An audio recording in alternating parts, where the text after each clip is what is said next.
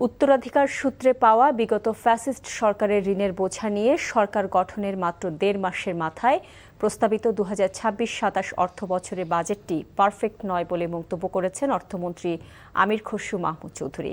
তবে বাজেটে থাকা সমস্যাগুলো চিহ্নিত করে পর্যালোচনা করা হচ্ছে বলে তিনি জানান। দুপুরে রাজধানী গুলশানের লেকশোর হোটেলে আয়োজিত বাজেট সংলাপে অর্থমন্ত্রী জানান, বাজেটে ২,৪৩,০০০ কোটি টাকার ঘাটতি মেটাতে বেসরকারি খাতের ক্ষতি এড়াতে ব্যাংক থেকে ঋণ নেওয়ার প্রবণতা কমাচ্ছে সরকার।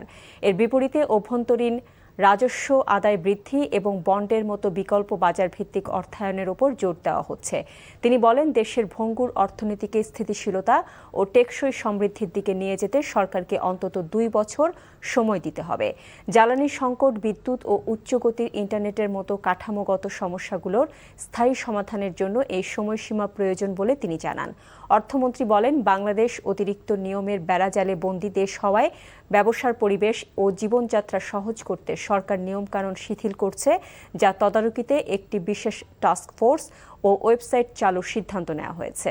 আমরা ১.৫ মাসের বাজেটটা করতে হয়েছে। আবার কোন ধরনের বাজেট? যেটা আমরা ইনহেরিট করেছি ফ্যাসিস্ট সরকারের কাছ থেকে, যেটা আমরা ইনহেরিট করেছি ইন্টেরিয়াম গভর্নমেন্টের কাছ থেকে। আমি কারো ক্রিটিসাইজ করতে চাচ্ছি না এখানে। It did not help.